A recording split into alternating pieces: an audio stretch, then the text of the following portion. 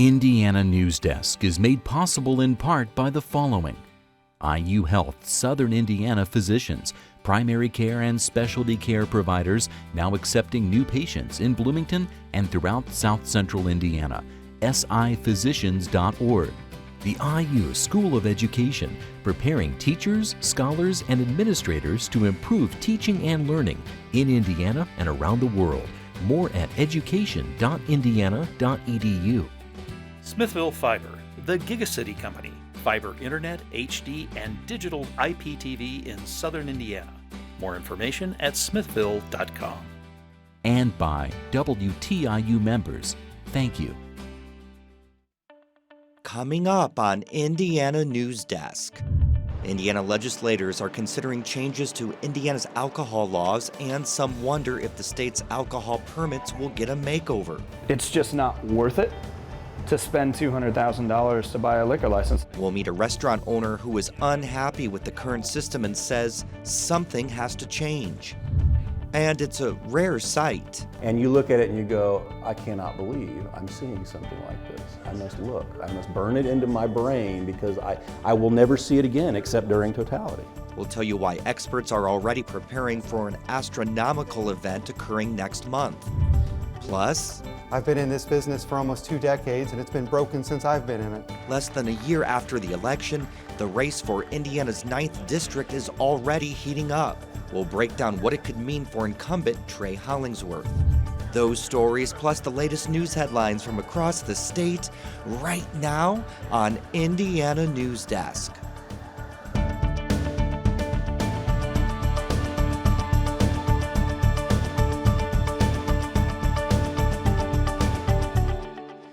Welcome to Indiana Newsdesk. I'm Joe Wren. Indiana legislators have hotly debated the state's alcohol laws for years, most recently discussing cold beer and carryout sales. But before alcohol can even be sold, a permit or license must be obtained, and that process isn't easy. Lindsay Wright joins us now to tell us about the challenges some face in obtaining them. Yeah, Joe, there are several aspects of the state's alcohol laws that people think lawmakers need to revisit. But it can be extremely difficult for a business owner to get the permits they need to sell alcohol, not to mention expensive. Some are calling for a change in the process, but it's unclear what that change should be. A historic theater in downtown Bloomington is getting a serious makeover. After you just take a couple steps, you'll obviously be able to look up all the way straight up to 25-foot ceilings. Logan Hunter plans to open an upscale rustic bar and restaurant here. It's called Alchemy, and it's in the demolition stage. Although the Princess Theater isn't being used for its original purpose, Hunter says the bartenders will still put on a show of sorts. Everyone who's sitting upstairs essentially can look down and overlook onto the bar and see the action that's happening at the bar. Hunter scouted locations for his bar for more than 4 years before locking in this location. He's faced several challenges in need of fixing, with plumbing, flooding, and mold, for example. But another necessity on his list, an alcohol permit. Like at this point, automatically just, it's a dead end. There are none available. They're not going to create one for you. That's because whether certain types of permits are available or not through the Alcohol and Tobacco Commission depends on where you're at. It's based off a quota system determined by the size of a town or city's population. Heather Lynch is with the Indiana Excise Police Force. She says it's not her job to make the rules, but that the quota system does make sense. If there was not a quota system, then you could have an entire street that is, nothing but alcoholic beverage establishments, and then the next street over, and then the next street over, and then the next street over after that. There are more than 50 different types of permits for selling alcohol, and there are different ways to get the one you need.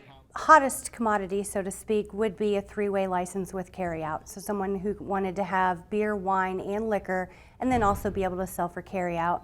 Here are the options for buying a permit.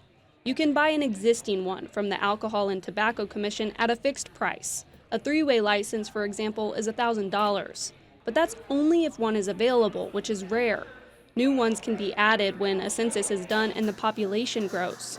You can also buy a permit from a current owner of one, or bid on one at an ATC auction. That happens when people don't renew their permits. Some people actually need them for existing establishments or establishments that they're planning on building. Other people don't need them and already are running establishments, and they bid on them and buy them so that they can then scalp them, if you will, later. That's right, the seller picks their selling price. And Hunter says, from his experience, negotiations for a permit can start around $200,000. That's a huge expense for a new business owner like Hunter, and possibly an unintended consequence when lawmakers designed the rules. Well, the quota system, when it was passed, was actually a great idea to say, let's put some safeguards around alcohol access. But as demographics have changed, as development has changed, economic development has changed drastically. Legislative leaders this year announced a 2-year study into the state's alcohol statutes. Some lawmakers called for a comprehensive overhaul of alcohol laws after controversy erupted when Ricker's convenience store legally began selling cold beer through a loophole. Democratic Representative Terry Austin says she doesn't want to predict future changes to the laws, but she thinks everything is on the table for discussion, including permit processes. We know that, if we're going to be responsive to the public, we've got to take a look at everything, and we're going to have to find a way to make it work, one, both from a safety and access standpoint, but also from changing consumer norms. Hunter says he understands reforming the alcohol permitting process is a slippery slope, but something has to change. Having no licenses available just causes headaches and frustration, and it also ends up meaning that you're going to lose out on a lot of things that could bolster the economy in Monroe County. Hunter is moving forward with renovations of his bar, which he plans to open sometime in the fall. Joe, he couldn't get into too many specifics about where he's at in the process of an alcohol license, but he assured me that he's confident everything is going to work out and that he'll have what he needs. All right, thank you very much, Lindsay. You're welcome. Hoosiers using Medicaid will be able to use their health care to pay for methadone beginning next month, and the state will soon see an increase in the number of opioid treatment programs. Indiana will add 5 new opioid treatment programs across the state to help combat the ongoing drug abuse epidemic. That brings the state's total to 19. Hoosiers will be able to access methadone at the 5 new locations in Allen, Johnson, Vigo, Tippecanoe, and Monroe counties. Studies have shown that patients receiving methadone are more likely to remain in treatment and to reduce opioid use compared with placebo or non-medication treatment.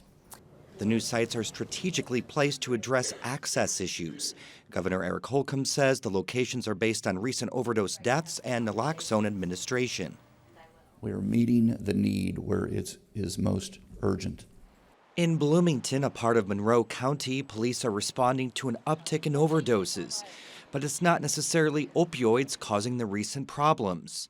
The director of the Shalom Community Center, a resource for those living in poverty, says he's seen severe drug reactions recently to synthetic marijuana known as spice in and around the center.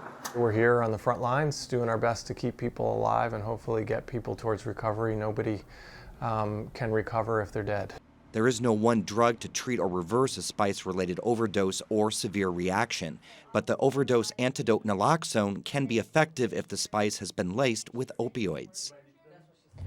Indiana Medicaid currently only covers 2 other FDA-approved medicines to help people manage addiction. Now for headlines, we go over to Barbara Brosier, who has the latest on this week's top stories. Thanks, Joe. The Indiana Department of Transportation is supposed to take over construction for the section of I-69, which runs from Bloomington to Martinsville by the end of this month. The Indiana Finance Authority presented its plan for the transition to the state's budget committee this week. 2 days ago, on July 4th, the parent company of the design builder, Isilux Corazon, filed bankruptcy in Spain, but that does not affect the USA subsidiary of Isilux. Lawmakers applauded the IFA for its handling of the situation, but say the state should learn from this experience. Construction is supposed to be complete by August of 2018, which is nearly 2 years behind schedule. The Indiana Department of Education is collecting public input on a proposal that would bring the state into compliance with the federal Every Student Succeeds Act. The new law requires annual tests in grades 3 through 8 and in high school, but it also gives states more flexibility in designing and implementing their plans. An online survey for feedback will be open through July 20th. An Indiana State Department of Health report shows an 8.5% drop in the number of abortions that took place in Indiana during 2016 compared to 2015. Just more than 7,200 abortions were performed in the state. Indiana's abortion rate has been falling for several years. State Senator Luke Kenley will retire later this year after 25 years in office. Kenley's service includes the last 9 sessions as the chamber's budget architect. Kenley was reelected to another 4-year term just last November, but he says he told people on the campaign trail he had 2 final goals: passing another balanced budget and creating a long-term road funding plan. Well, if you're one of the many people who's been stopped by a train while driving through Columbus, the state and city hear your complaints. As Tyler Lake reports, Governor Eric Holcomb and Columbus Mayor Jim Linnap announced this week a new railway overpass will be part of an $80 million investment in the city. In the modernist headquarters of Columbus-based Cummins Engine Company, the governor praised a $30 million initiative to ease traffic by creating a train overpass near downtown. Holcomb says the overpass is needed to manage the longer and larger trains that will begin moving through the city as early as 2018. It became just abundantly clear and apparent that local businesses and commuters, especially the 8,000 nearby Cummins employees, could be obviously also affected. The plans to build the rail overpass are the result of shipping company CSX announcing $1 million investment in a rail line that runs from Louisville to Indianapolis. The CEO of Cummins also announced major updates to the company's downtown Columbus headquarters. We'll be investing $50 million roughly in this building to have this continue to be the global headquarters for the next 100 years, based right here in this facility. Freeland said the updates to the building, as well as contributions to the construction of the rail overpass, are part of Cummins' continued commitment to the state and to the city of Columbus. For Indiana Newsdesk, I'm Tyler Lake. Now, half of the funding for the $30 million overpass and traffic loop will come from the Indiana Department of Transportation. Linnap says the city has procured most, but not all, of the remaining funding needed for the project. Miami County is joining 22 other Indiana counties in a state program that distributes an overdose intervention drug to Hoosiers at no cost. The county health department will distribute naloxone and provide education on administering the drug. The Miami County Commissioners approved the program unanimously. The Citizens Action Coalition is suing over access to public records that could shed light on how the carrier company reached a deal with the state and President Trump late last year. The CAC executive director says the state has replied that it couldn't fulfill the request as written because it wasn't specific enough. We asked for only 2 weeks worth of communications between just a handful of parties. And so I'm not sure how we narrow that request any more than we already had. The CAC's lawsuit alleges the state is violating its own public records law. A spokeswoman for Governor Eric Holcomb says the state is aware of the complaint and will review it. A federal appeals court has rejected beer wholesaler Monarch Beverage Company's bid to have thrown out the Indiana law keeping beer and liquor distribution separate. The Indiana Business Journal reported the 7th Circuit Court of Appeals affirmed a district judge's decision that Indiana's policy of separating beer and liquor wholesaling doesn't violate the Constitution's Equal Protection Clause.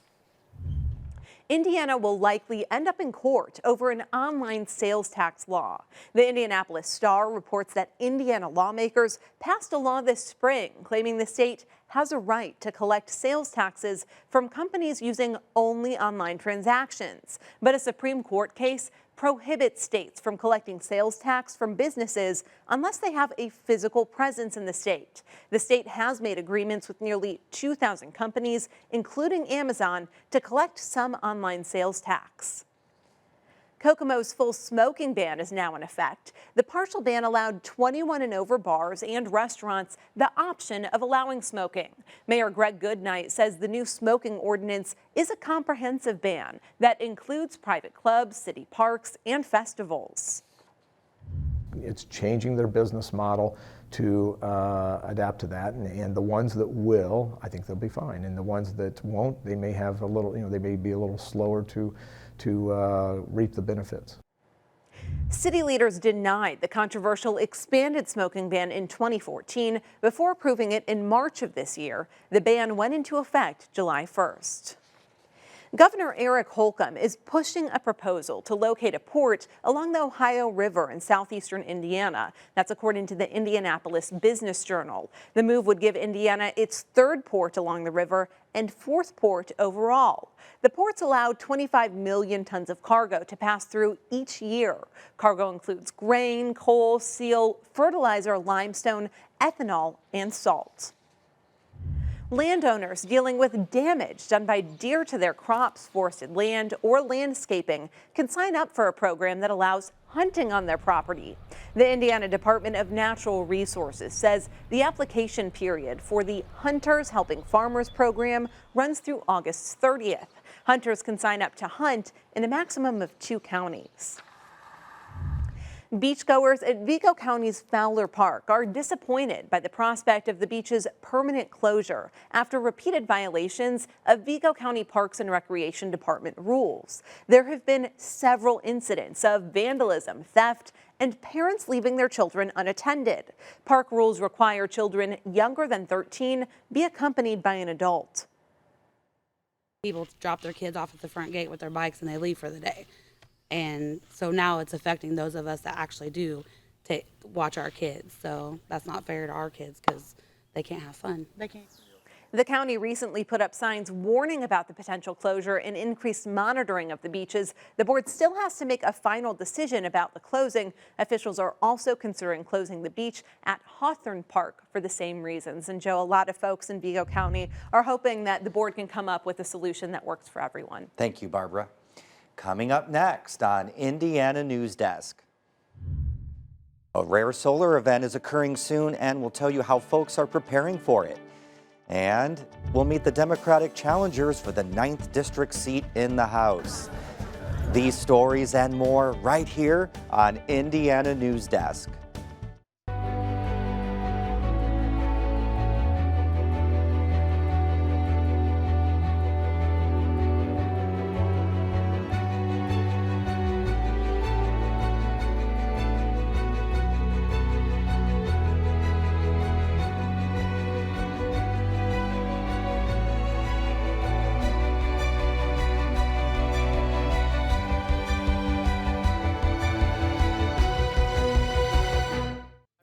$10,000. 15? 15, you think? 20, 21,000? 600. 20. 18.5. 24. It's at least 40. Look at it. 4,500,000. 650. 20. 650. This textile would be worth about $500,000. $500,000? No way. I knew it's just a blanket. Laying on the back of a chair. Well, sir, you have a national treasure. Wow. A national treasure. Congratulations. I can't believe this. Welcome back to Indiana Newsdesk. Well, if you're still feeling fatigue from last year's election, prepare yourself. Indiana's 9th Congressional District already has a crowded field of candidates for next year's race. Republican Trey Hollingsworth currently holds the seat, and so far 3 Democrats have announced they'll challenge him. Barbara Brozier reports. When Republican Trey Hollingsworth ran for his current congressional seat, repealing and replacing the Affordable Care Act was one of the cornerstones of his campaign. We have to repeal this legislation and get to a free markets option where companies are competing for U.S. consumer dollars, not Americans forced to give their dollars to companies. The freshman congressman voted in favor of the Republican replacement to the ACA earlier this year, which the Congressional Budget Office estimates would decrease the deficit but increase the number of uninsured people by 23 million over the next 10 years. The 3 Democrats running for Hollingsworth's seat say ensuring all Hoosiers have access to health care would be a top priority. I've been in this business for almost 2 decades, and it's been broken since I've been in it. That's a very, very dear thing to me because I have the knowledge and the understanding on how to fix it. I don't have all the answers, but at least I have some capability of dealing with it. The troubling fact is when the Health GOP bill came out and 23 million Americans would be kicked off of health insurance the next decade. Well, the Senate came back with 22 million, but even deeper cuts to Medicaid. And the fact that we keep trying to cut from those who are the most vulnerable among us is depressing. The end goal that we've got to get to is, and I think this is being recognized by more and more of the Democratic Party, is some form of universal single-payer health care. That's our end goal. But political experts say the controversy over health care may not be enough to swing the 9th District back to a Democrat. There's another big factor in the race that gives Hollingsworth an advantage: money. He's still sitting on over $130,000 as of the last filing with the FEC, and can raise an awful lot more very quickly. Incumbents get reelected at incredibly high rates in the United States. So he clearly, if you're thinking about placing a bet, is where you should place your bet. Downs says that doesn't mean Hollingsworth's opponents should be ruled out. They're not necessarily legitimate candidates in that they have run for office before, but they are folks who have resumes and experience that at least hint at the fact that they might be good candidates. For Indiana Newsdesk, I'm Barbara Brozier. The Democratic candidates will have to face off in next year's primary. A spokesperson for Hollingsworth declined to comment for this story. Indiana's first medical marijuana legislation went into effect this month. The law legalizes the use of cannabis oil, or CBD oil, to treat Hoosiers with epilepsy. The oil is a non-psychoactive form of cannabis with a low percentage of THC, but as WTIU's Sophia Salaby reports, some key provisions of the law have yet to be put in place, worrying parents whose children's lives just might depend on it. It's summer for Jess Hooker and her 11-year-old daughter, Addie. Hooker has tried to take advantage of the time she's had with her daughter this summer, especially since it's been 10 days since Addie's last seizure. Addie has a rare form of epilepsy. It's refractory, which means that even if a medication works great in the beginning, eventually it'll fail. So she started giving her daughter a legal form of CBD oil without THC last October. Hooker says it's been difficult because they haven't been able to get any input from their doctor. When you have a child with a refractory illness, then you have to become, obviously you're their advocate, but then you become their pharmacist and their doctor and their caregiver, all of these things that come with it. The Indiana State Department of Health says it's still early in the development process and expects the registry to be rolled out in mid-February. While Hooker has found a medication that works for her daughter at the moment, she wants the chance to get CBD oil legally from their doctor without the stigma. I'm disappointed because there's a lot of parents in Indiana who didn't want to order CBD oil from a dispensary in Colorado like we did. They didn't want to do that. They wanted to go through their doctors. They wanted to have the prescription. Hooker is hoping her current brand of CBD oil works for her daughter. If not, she's considered moving the family to Colorado to get a more powerful oil, at least until the registry is up and running. For Indiana Newsdesk, I'm Sophia Salaby. And the United States will experience its first total eclipse in nearly 4 decades next month. As WTIU's James Vavrick reports, preparations for the eclipse are already well underway. This is what you look like with the glasses on. They call them eclipse glasses. This is what you will look like that day. There's only 2 manufacturers that make these. They can't make 300 million of these. So the demand is going to be insane. Dan McClellan helps distribute these glasses, which are important for eclipse enthusiasts like himself. He's the creator of eclipse2017.org, a website dedicated to information about the upcoming total eclipse. It gives people access to a list of eclipse-related events planned in their communities. This eclipse belongs to the United States. That's the only place, the only country that the totality will touch land. And it doesn't really go over a lot of big cities. But this eclipse belongs not only to America, but to all the small communities where people are going to come from all over the world, literally, to come to Beatrice, Nebraska, or Casper, Wyoming, and to see one of the most amazing things that they'll see in their life. These glasses aren't like your normal pair of sunglasses. They contain a special film in the lens that's so dark you can't see much of really anything. But they allow just enough ultraviolet light through them so that you can directly look at the sun safely while enjoying an eclipse. The Carmel Library will be giving 1,000 of the glasses away for free at an event leading up to the eclipse. Earlier this summer, workers from the Link Observatory hosted an event at the library and explained what people can expect in August. Now, hopefully, it's not cloudy or raining. If it is, get in your car and find someplace that's not, because this is a big deal. Everyone in the United States will be able to experience the eclipse, but only those in what's called the path of totality will see the moon completely cover the sun. That path starts in Oregon and travels all the way to South Carolina. During totality, if you look at the sun, it looks like somebody took the most beautiful purplish, bluish, deep twilight velvet sky, just put a couple of stars here, cut an impossibly black hole, and smeared cotton candy halfway across the sky and just shimmers.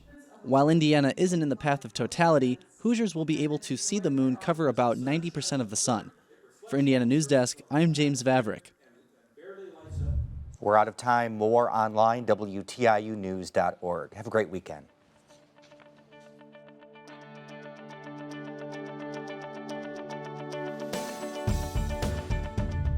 Indiana Newsdesk is made possible in part by the following: IU Health Southern Indiana physicians, primary care and specialty care providers now accepting new patients in Bloomington and throughout South Central Indiana. siphysicians.org. The IU School of Education, preparing teachers, scholars, and administrators to improve teaching and learning in Indiana and around the world. More at education.indiana.edu.